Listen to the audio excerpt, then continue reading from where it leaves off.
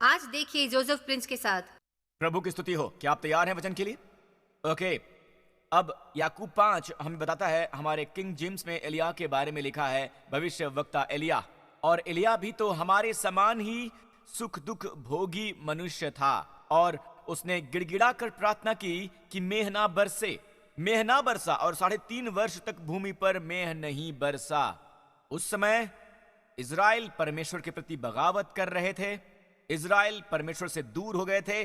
और उस समय इज़राइल का राजा था अहाब, इज़बेल का पति, और इज़बेल बाल की महान उपासक थी। एक जाति के रूप में उन्होंने परमेश्वर को अपनी पीठ दिखा दी थी। वो परमेश्वर जो उन्हें मिस्र से बाहर निकाल कर लाया था, गुलामी की सत्ता से बाहर निकाल कर लाया था, निर्जन प्रदेश से बाहर निकाल कर लाया था, उस प्रदेश में जहां दूध और मधु बहता था, और वो उसे भूल गए थे। और वो अब अपनी भक्ति और अपना प्रेम बाल को अर्पित कर रहे हैं, और राजा भी बाल की भक्ति कर रहा है। और परमेश्वर कह रहे हैं, वो कहते हैं कि यदि तुम मेरी आज्ञाओं का पालन ना करो और तुम मुझसे दूर हो जाओ तो मैं आकाश को रोक दूंगा कि वो तुम पर मेह ना बरसाए। तो एलिया ने प्रार्थना की। एलिया उस समय उस क्षण का भविष्यवक्ता था, हमारे समान सुख दुख का भोगी, और उसने गिड़गिड़ा कर प्रार्थना की कि मेह ना बरसे। और 3.5 वर्ष तक भूमि पर मेह नहीं बरसा।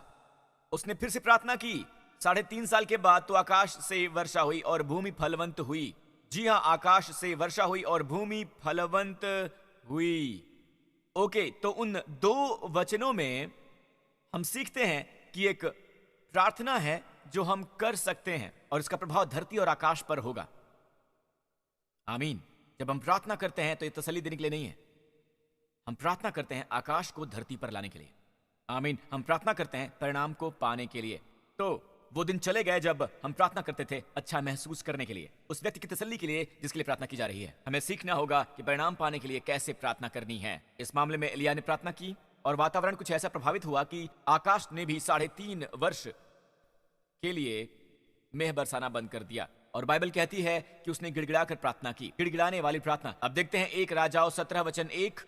पहली बार जब एलिय्याह राजा के सामने प्रकट हुआ, राजा अहाब के सामने, उसने ये कहा, इज़राइल का परमेश्वर यहोवा जिसके सम्मुख मैं उपस्थित रहूंगा, ना तो मेह बरसेगा और ना ओस पड़ेगी। मेह बरसाना एक बात है, कम से कम सुबह ओस तो होती ही है। उसके जीवन की शपथ, इन वर्षा में मेरे बिना कहे ना तो मेह बरसेगा और ना ही ओस पड़ेगी।